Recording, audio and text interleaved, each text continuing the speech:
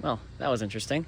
I was not expecting the wind-up to be that loud. We heard like 10 of them. That's a lot of activations for a wind-up, because I'm like a mile away from the closest one, and we were able to hear like 10 of them. So that is an impressive test. So hopefully next week's test wind-up is going to be quieter, unfortunately, but hopefully we'll see what happens from here on.